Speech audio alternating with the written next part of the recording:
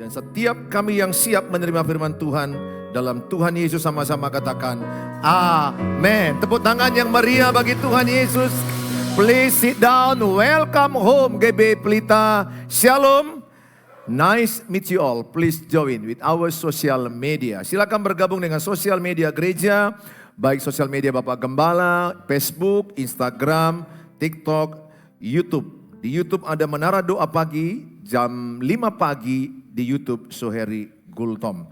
Sehingga saudara mana tahu bangun pagi mau disegarkan dengan pujian penyembahan, disegarkan dengan firman Allah, buka Suheri Gultom di YouTube, saudara akan menyaksikan kami ikut dalam Menara Doa Pagi.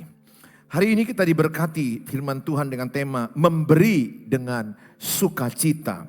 Saya ajak semua kita belajar kalau kita memberi dengan sukarela dan memberi dengan sukacita. Katakan sama-sama, memberi dengan sukacita. 1, 2 ya, memberi dengan sukacita. 2 Korintus 9 ayat 7, saya akan coba ajak sama-sama ayat pembuka. 2 Korintus pasal yang ke-9 ayat yang ke-7. Mari sama-sama kita membacanya. 1, 2 iya. Hendaklah masing-masing memberikan menurut kerelaan hatinya. Jangan dengan sedih hati atau karena paksaan. Sebab Allah mengasihi orang yang memberi dengan sukacita. Lebih semangat katakan sebab Allah. 1, 2 ya. Sebab Allah mengasihi orang yang memberi dengan sukacita. Ayat ini jelas.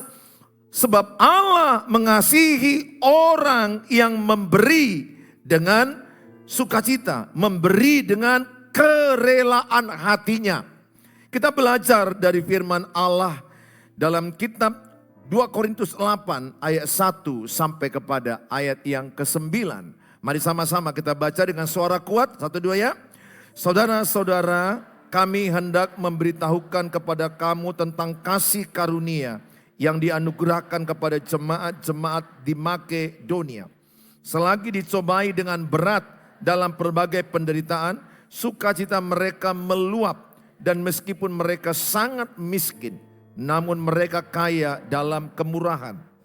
Aku bersaksi bahwa mereka telah memberikan menurut kemampuan mereka, bahkan melampaui kemampuan mereka. Dengan kerelaan sendiri mereka meminta dan mendesak kepada kami, supaya mereka juga beroleh kasih karunia untuk mengambil bagian dalam pelayanan kepada orang-orang kudus. Mereka memberikan lebih banyak daripada yang kami harapkan. Mereka memberikan diri mereka pertama-tama kepada Allah, kemudian oleh karena kehendak Allah juga kepada kami. Sebab itu kami mendesak kepada Titus supaya ia mengunjungi kamu dan menyelesaikan pelayanan kasih itu sebagaimana ia telah memulainya. Maka sekarang sama seperti kamu kaya dalam segala sesuatu, dalam iman, dalam perkataan, dalam pengetahuan, dalam kesungguhan untuk membantu, dan dalam kasihmu terhadap kami. Demikianlah juga hendaknya kamu kaya dalam pelayanan kasih. Aku mengatakan hal itu bukan sebagai perintah, melainkan dengan menunjukkan usaha orang-orang lain untuk membantu. Aku mau menguji keikhlasan kasih kamu. 9. Karena kamu telah mengenal kasih karunia Tuhan kita Yesus Kristus, bahwa ia yang oleh karena kamu menjadi miskin, sekalipun ia kaya, supaya kamu menjadi kaya oleh karena kemiskinannya. Latar belakang nats ini adalah jemaat mula-mula di Yerusalem mengalami yang namanya penderitaan karena mereka mengikut Tuhan Yesus. Karena mereka percaya Tuhan Yesus, mereka dikejar, diusir, diputuskan hubungan kerja, PHK. Mereka mengalami penyiksaan berat. Orang-orang Kristen di Yerusalem mengalami kesusahan yang berat. Saudara harus sadar bahwa mengikut Tuhan Yesus ada penderitaan. Jangan heran kalau engkau dikucilkan karena kau ikut Tuhan Yesus. Jangan heran karena mengikut Yesus ada salib. Syarat mengikut Yesus adalah pikul salib, sangkal diri dan mengikut Dia. Jadi jangan heran kalau engkau menderita ikut Tuhan. Karena ikut Tuhan ada penderitaan. Saya lihat dari depan ini wajah-wajah menderita. Coba lihat kiri kanan, wajah menderita enggak kira-kira? Saudara, ikut Tuhan Yesus itu ada namanya penderitaan.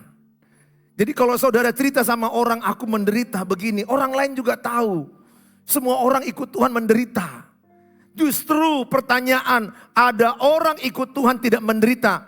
Kusangsikan, benarkah dia ikut Tuhan? Yang benar ikut Tuhan ada penderitaan. Tetapi tidak menderita selamanya. Dan jangan memperbesar-besarkan penderitaanmu juga. Ikut Tuhan pasti ada penderitaan. Jangan-jangan mendengar khotbah ini pun lagi menderita. Berharap khotbah ini cepat berlalu Tuhan. Nah saudara yang saya kasihi, jemaat Yerusalem mengalami penyiksaan, diusir. Mereka diputuskan hubungan kerja, susah. Rasul Paulus mengingatkan jemaat Korintus yang kaya-kaya. Karena jemaat Korintus itu jemaat yang tinggal di pelabuhan, banyak orang kaya, banyak orang yang mengalami karunia roh juga. Tetapi mereka tidak bersatu. Tetapi mereka tidak menolong orang yang susah. Mereka tidak menolong jemaat Yerusalem. Sehingga surat Rasul Paulus ini untuk jemaat Korintus mengingatkan mereka. Engkau bukan hanya kaya dalam harta, kaya dalam materi, kaya dalam pengetahuan. Hendaknya engkau kaya dalam kasih. Kaya dalam pelayanan diakonia. Pelayanan peduli sama orang. Anak-anak Tuhan Yesus harus kaya dengan pelayanan kasih. Harus murah hati, peduli dengan orang. Bahkan Alkitab mengajarkan, dahulukanlah orang lain, baru dirimu sendiri. Jadi kalau engkau melihat pulang gereja ini ada orang kelaparan, dahulukan orang lain. Yang sebelahmu itu kelaparan,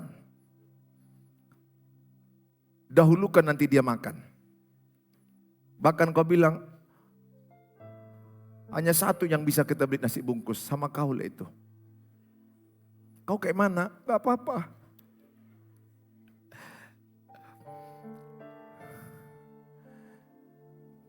Siapa di antara saudara yang mau mendahulukan orang lain? Tuhan Yesus. Gak ada yang angkat tangan, hampir 1-2 orang. Selamat siang bro, guys. Siapa yang mau rendah hati, mau mendahulukan orang lain kalau ada acara makan-makan, angkat tangan.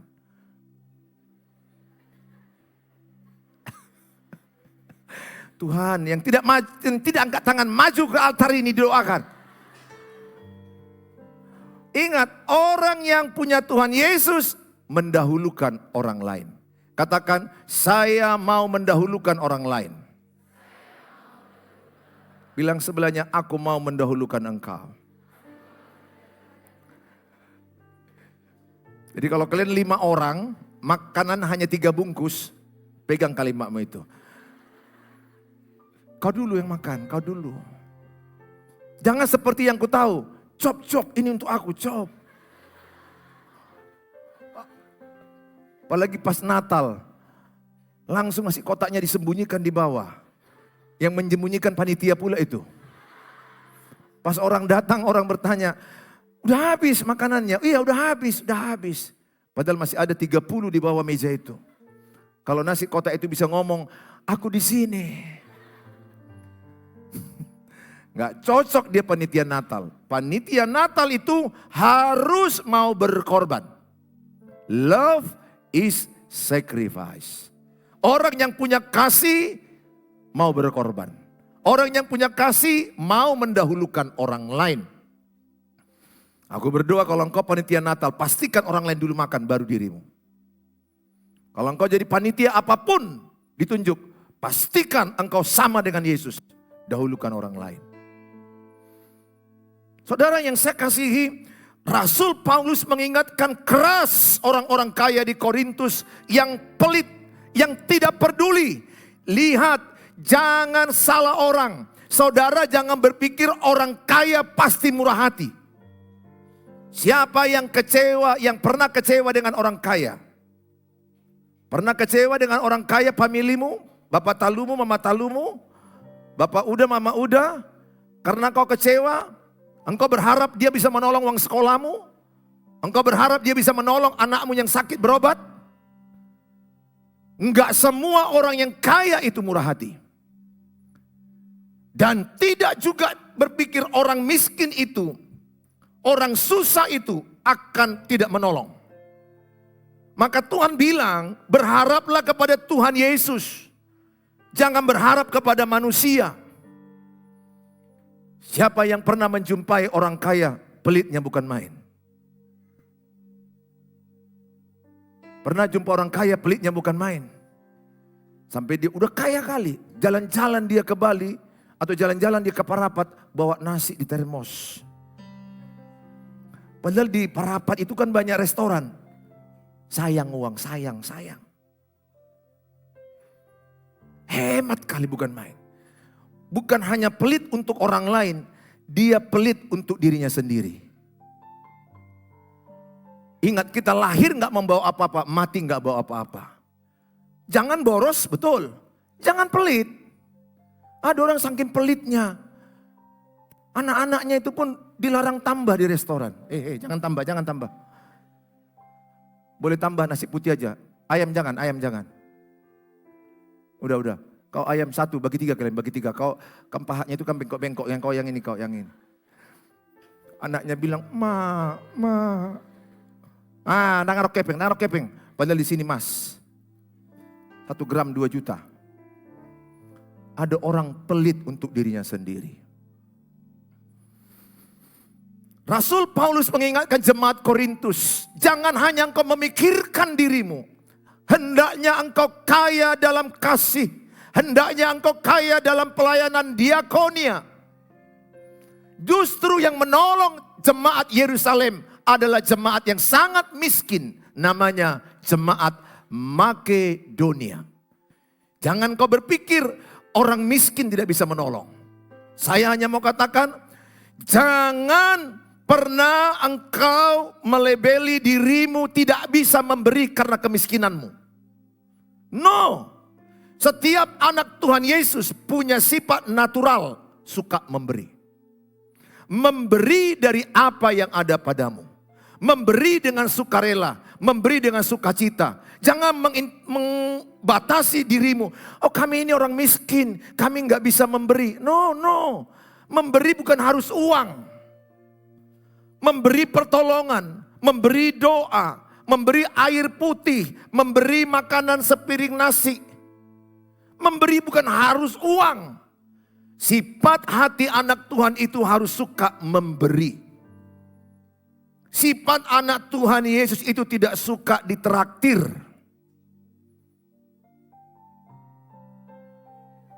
Karena beberapa di sini wajah-wajah yang suka ditraktir kulihat. Oh Tuhan Yesus, buatlah mereka bertobat siang hari ini. Pulang dari sini pokoknya sifatmu sifat yang suka mentraktir. Katakan saya suka mentraktir. Nggak ikhlas dirimu membilangkan itu. Karena engkau suka ditraktir. Bertobatlah sebab kerajaan Allah sudah dekat. Ya kalau nggak ada uangmu jangan ajak orang makan. Ya, maksudnya begini loh. Jangan mental miskin. Betul engkau miskin atau susah.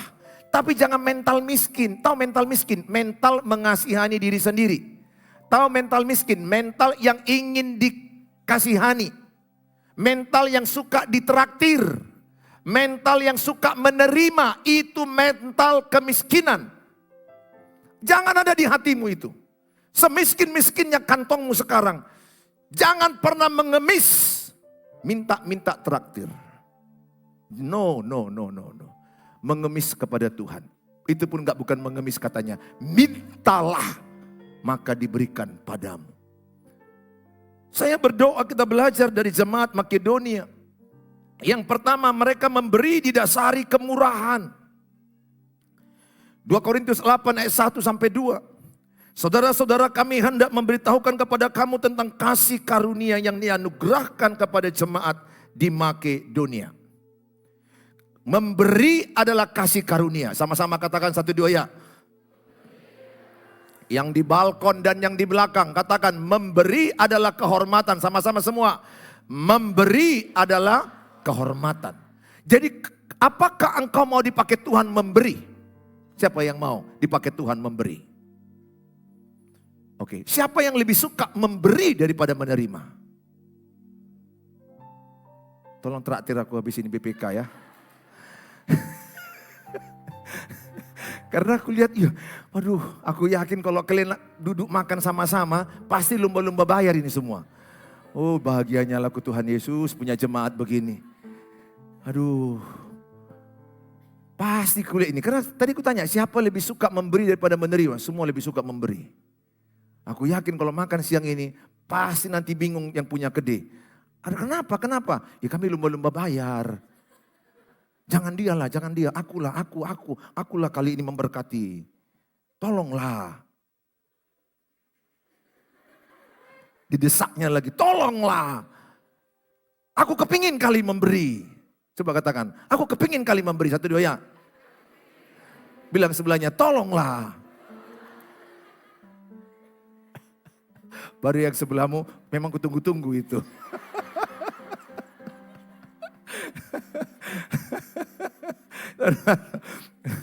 Terima kasih loh Pak Pendeta Suheri membuat dia bertobat. Mujizat itu terjadi. Nah selama ini mental diberi. Saudara pasti gak suka ketemu dengan orang pelit, betul? Kalau sempat orang pelit ngajak makan wih. Elah. Siap-siaplah kalian ngajak. Nanti pas makan pura-pura telepon. Toilet. Pura-pura cek WA. Tapi kalau wanita berani loh. Aku pernah sering loh lihat wanita. Kalau makan rujak. Mereka bisa bilang, aku 1 jambu air. Pas bayar itu, aku 1 jambu air. Aku 1 nangka, aku 1. Kau apa? Tega loh kalau wanita. Kalau kami pria, makanya pria ini payah pegang dompet. Kalau kami pria ini gaya dalam pergaulan. Makanya dompet gini kadang-kadang nggak banyak isinya walaupun tebal ini tagihan atau apa. Saudara, karena kalau kami laki-laki itu apalagi bapak-bapak itu akan hitung ya semua ya, semua. Nanti tiba-tiba ada kenalan lagi orang yang masuk, ikut yang sana, ikut yang meja sana. Ya serius, rata-rata bapak-bapak begitu, ikut yang meja sana. Karena aku juga sering korban dibayar. Aku lagi makan, nggak tahu rupanya ada jemaat yang kenal saya. Kok, yang baju batik merah-merah itu yang bunga-bunga itu kok. Itu sama seisi rumahnya itu.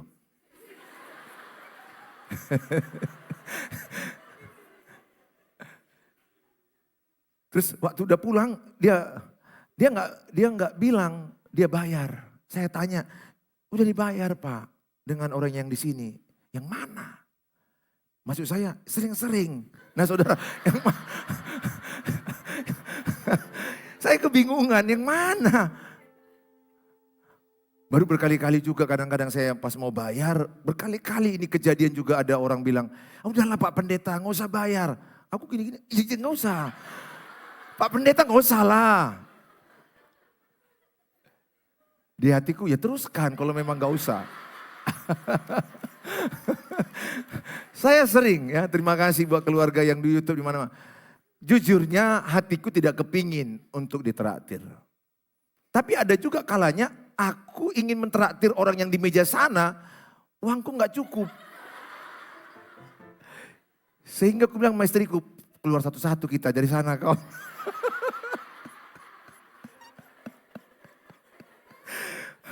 Siapa di antara saudara yang pernah sok mau mentraktir tapi gak cukup uangnya, angkat tangan.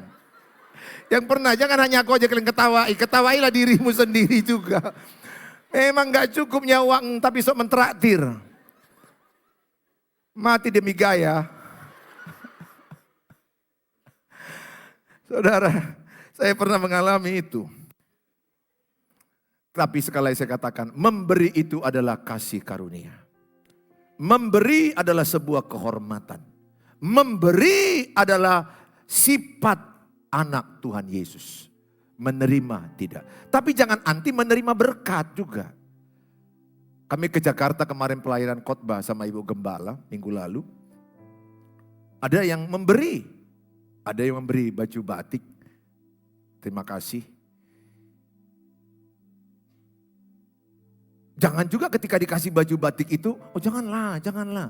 Ya aku terima juga lah, terima kasih. Ingat kalau orang memberi kepadamu ucapkan apa? Terima kasih. Ingat terima kasih itu artinya apa? Terima dan kasih. Jadi kalau engkau sudah terima, kasih lagi. Itu namanya terima kasih. Ngerti nggak? Itu asal kata terima kasih. Terima dan kasih. Nggak boleh kau sendiri saja. Nggak boleh saya sendiri saja. Saya terima kasih Tuhan, saya kasih. Saya terima uang dari Tuhan, saya kasih. Itu namanya tahu berterima kasih. Ada orang terima saja, nggak kasih-kasih. Berarti dia orang yang tidak tahu berterima kasih. Saudara, pada ayat yang kedua, 208 ayat yang kedua, selagi dicobai dengan berat dalam berbagai penderitaan sukacita mereka. Jadi jemaat Makedonia juga menderita. Sukacita mereka, perhatikan, dalam penderitaan ada sukacita. Memang engkau menderita, tapi sukacitamu meluap. Sukacita mereka meluap, padahal ada penderitaan. Dan meskipun mereka sangat apa dikatakan? Mereka sangat miskin. Namun mereka kaya dalam apa? Kemurahan. Mereka sangat miskin. Jemaat Makedonia yang sangat menderita, yang sangat miskin, menolong jemaat Yerusalem. Fokus dulu kalian. Di sebelah kanan saya, sini dulu bang, kayak miskinnya kulit wajah orangnya juga cocok. Yang pakir miskin. Orang ini karena happy Valentine ini ya, pakai baju apa ini ya, pink ya. Laki-laki pede juga pakai baju pink ya. Puji Tuhan lah, kalian pemberani. Oke, saudara, saya gambarkan ini adalah jemaat Yerusalem. Jemaat apa? Yerusalem. Tadi saya katakan Yerusalem itu jemaat Kristen mula-mula yang lagi karena percaya Tuhan Yesus mereka disiksa. Mereka diputuskan hubungan kerja.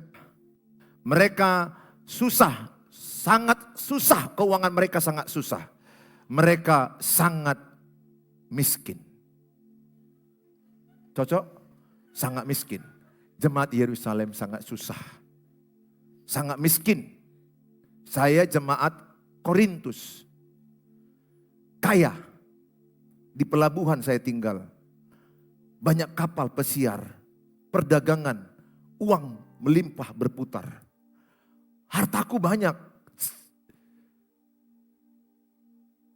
Ini jemaat yang lebih miskin dari Yerusalem. Jemaat Makedonia. Jemaat apa? Makedonia. Sangat miskin, lebih miskin dari ini. Udah miskin, lebih miskin.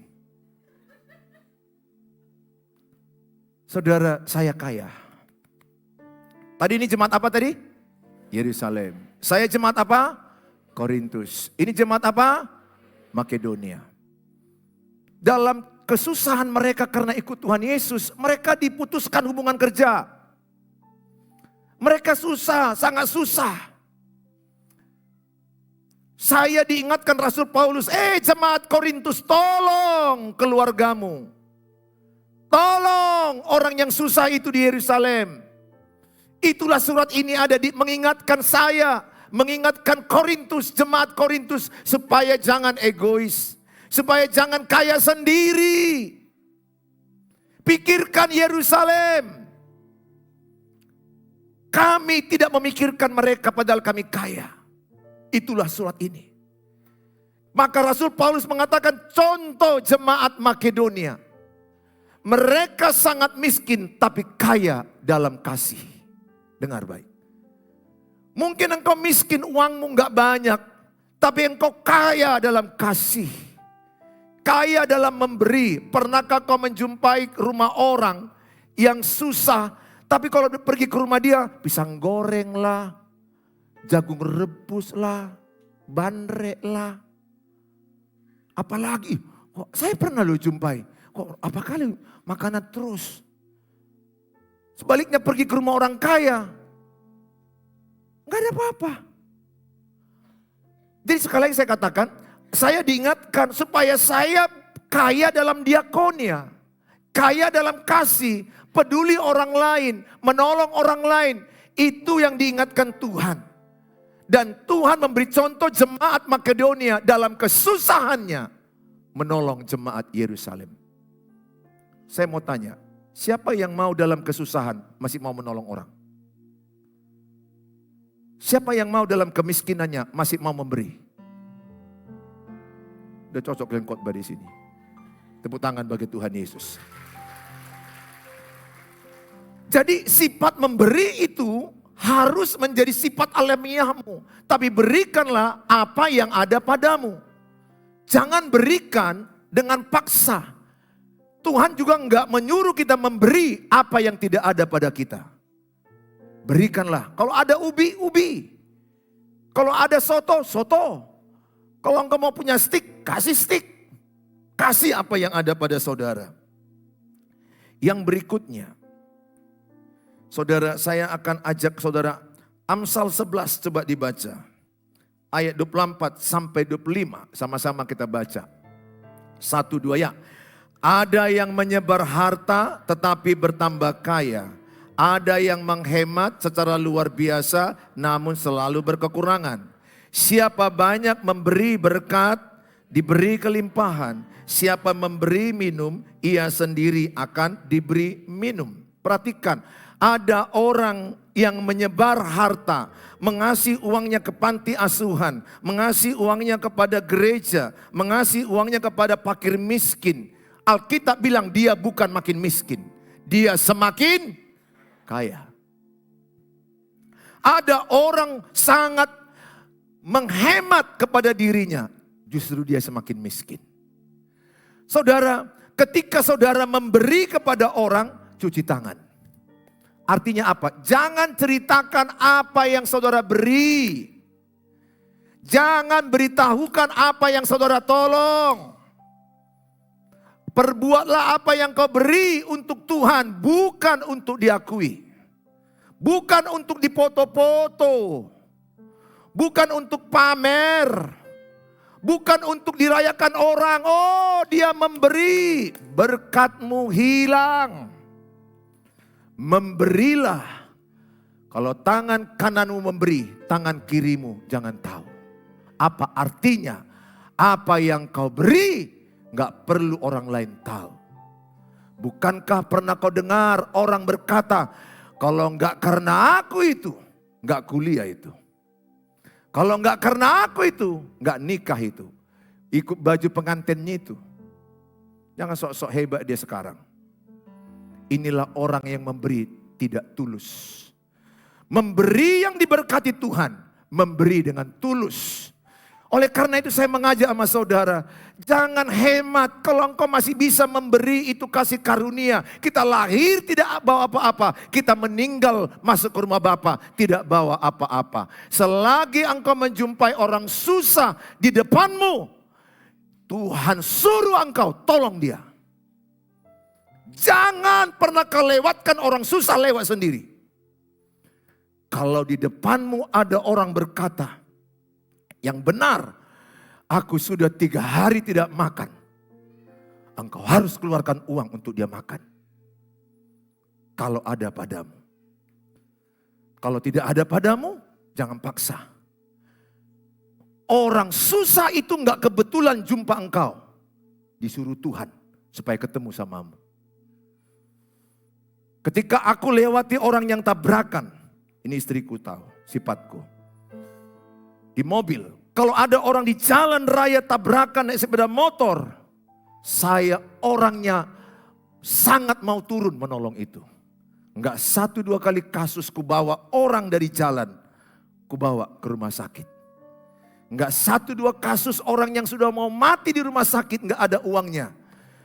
Hanya gara-gara 3 juta enggak ada uang untuk menambah darah. Karena HB-nya udah di bawah 7. Saya bilang, Tuhan masa sih hanya karena 3-5 juta ini mati? Kalau ada uang itu pada saya berdosa enggak menolong dia. Saya beranikan diri saya. Karena ada pada saya tolong. Apa artinya saya hidup melayani Tuhan tapi tidak menolong orang yang di depanku? Ingat, orang susah yang di depanmu itu Tuhan suruh supaya kita tolong. Keponakanmu yang tidak bisa sekolah atau mungkin dia tidak bisa melanjutkan sekolahnya, engkau tolong. Tapi ingat, ada orang yang sudah diberi tidak tahu diberi, tidak tahu diri. Maksud saya, pernahkah engkau menjumpai orang yang tidak tahu diri? Udah ditolong, tapi menodong. Ada orang yang sudah dikasih uang, komplain lagi, hanya segininya. Mau berapa? Hati-hati loh, kalau engkau sering menolong orang tiap bulan. Suatu waktu nanti 7 bulan kemudian, 6 bulan kau tolong selama 6 bulan, pas 7 bulan engkau tidak tolong, nanti teleponnya kau itu bulan ke-8. Biasanya kau tolong. Hati-hati, jangan dia buat mental ketergantungan. Jangan buat dia mental miskin. Saya berdoa, semiskin apa engkau saat ini? Kalau kulihat dari depan ini, gak ada wajah-wajah miskin ini. Karena buktinya masih merah bibirmu. Dan masih pakai HP. Bajumu kulihat bagus. Gak ada yang miskin di antara saudara. Saudara semua orang-orang yang berkecukupan. Bahkan aku yakin Tuhan pakai engkau berkelimpahan. Amin saudara. Berkelimpahan itu artinya jadi berkat bagi orang lain. Memberi itu ada 3 sisi. Yang pertama memberi dalam kelebihan. Kalau uangku 100 juta di BRI, ATM. Aku menolong 10 juta. Itu memberi kecukupan atau kelimpahan? Kelimpahan lah. Saya punya 100 juta.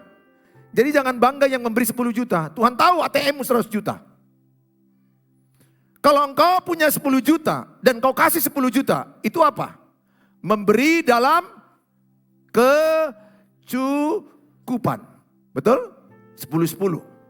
Uangmu yang ada hanya 20.000. Seperti janda itu. Coba dilihat dulu dalam kitab Lukas 24. Seperti janda itu saudara, dia memberi. Lukas 21 ayat 4. Lukas 21 ayat 4. Uangmu 20.000. Semuanya kau kasih. Dan kalau kau kasih yang 20.000 itu, tidak ada lagi uang makan siang. Contoh aja lah ya. Aku teropong dulu. Beberapa di antaramu kayaknya isi dompetnya 20.000. Cukup untuk ayam penyet. Itu pun engkau sudah makin penyet kelihatannya karena ayam penyet itu. Karena ayam penyet itu 25.000 sekarang. Katakanlah nasi bungkus 20.000. Tetapi kau lihat ada orang yang enggak makan. Lapar. Dan sementara 20.000 itu untuk makan siangmu. Dia enggak makan 3 hari. Katakanlah 1 hari yang semalam. Kira-kira saya mau tanya, yang 20.000 itu kau gunakan untuk yang enggak makan sehari ini atau untuk dirimu? Yang pura-pura bodoh kalian, nanti jadi bodoh sendiri loh. Itu siamu doh. Isi dompetmu berapa tadi? Noban. 20.000 isi dompetmu.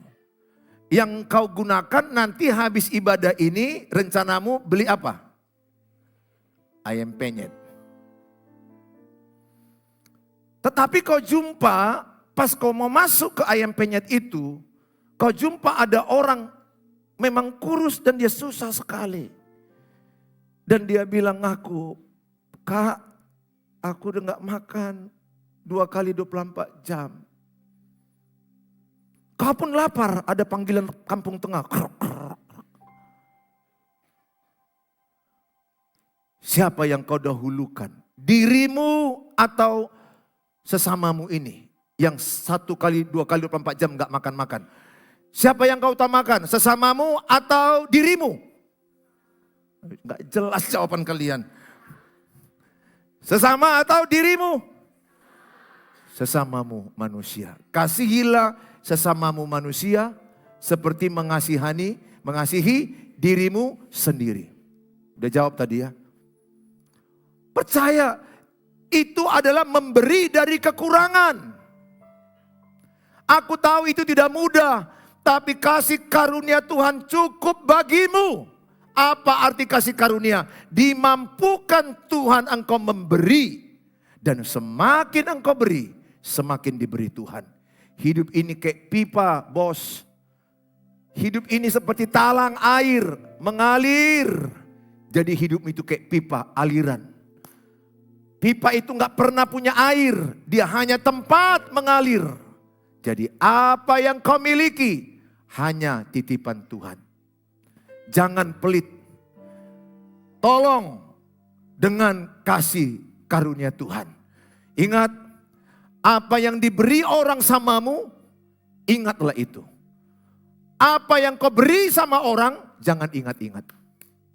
Jangan ceritakan. Apalagi kalau engkau memberi ke gereja, oh AC ini dari saya ini.